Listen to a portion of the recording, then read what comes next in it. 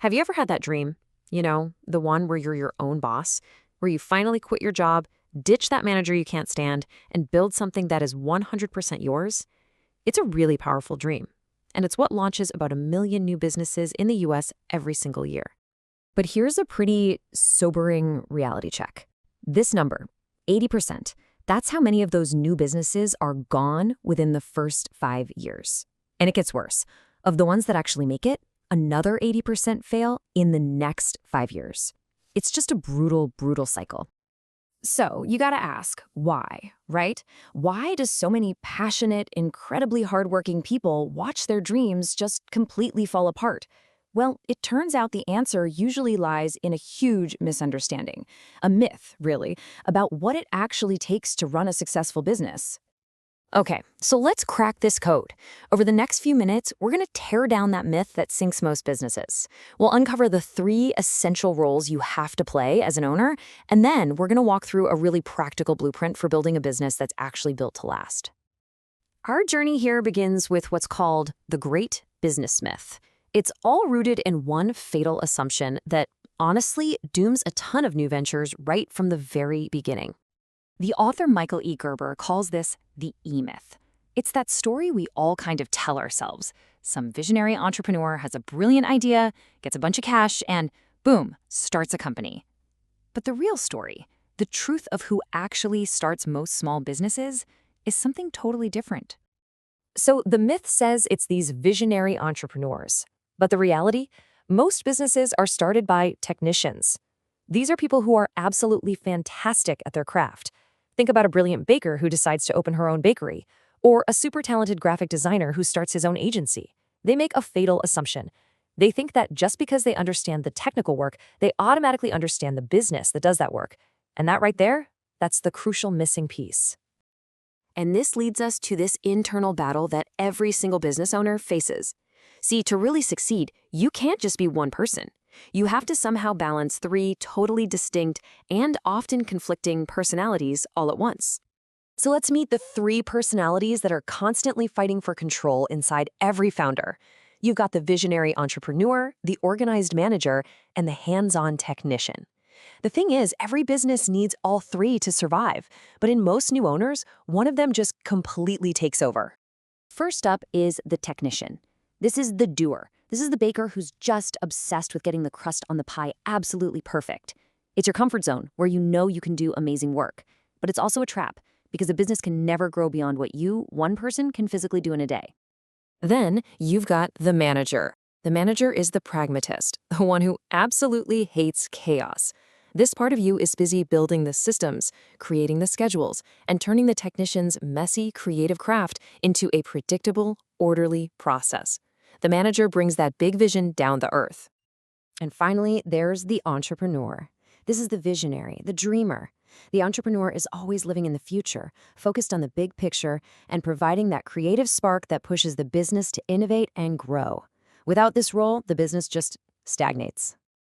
So what happens when these 3 roles are all out of whack? Well, the business starts to follow this dangerously predictable path. It's a life cycle that goes from pure passion straight into a full-blown crisis. This imbalance creates a story we've all seen before. First, in infancy, the owner is the technician, doing everything themselves until they completely burn out. If they manage to survive that, they hit adolescence. They hire some people, but without any systems, it's just total chaos. So what do? The owner gets frustrated and jumps right back in to do the work themselves. And that's the crisis point where most businesses fail. A truly mature business, on the other hand, avoids all this. It starts with the entrepreneur's vision and the manager's systems from day one.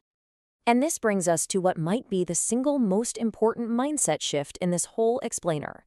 You have to stop focusing on the commodity you sell, the pie, the design, the service, and you have to realize that the business itself is your real product. You're not just selling pies, you are creating a perfect, replicable pie-selling system. Okay, so how in the world do you build that system? Well, the answer actually comes from the turnkey solution that was perfected by the franchise industry. This model was pretty much pioneered by Ray Kroc. And he wasn't a burger guy. He was a milkshake machine salesman.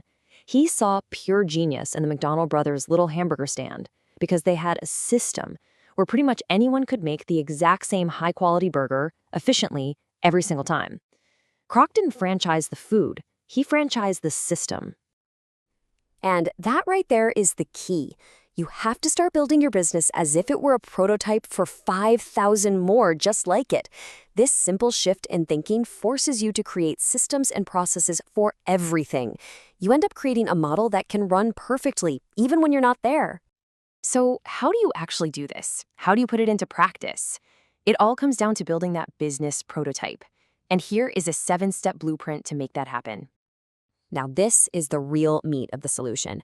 First, you define your personal objective. And this is so important. The business has to serve your life, not the other way around. Next, you translate that into a business objective, a super clear picture of what the business needs to become to get you to your personal goal.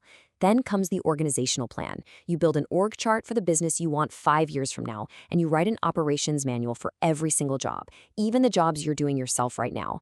The management plan is where you document your rules, your philosophy. The people plan is how you're going to motivate your team and create a real culture. Your marketing plan defines exactly who your customer is and how you're going to talk to them. And finally, the systems plan. That's the glue that holds it all together. It integrates everything from how you answer the phone to how you process an order into one smooth, predictable machine. But look, building the system is really just the beginning. To have lasting success, you have to be constantly working on it. And that involves 3 ongoing activities that are absolutely key.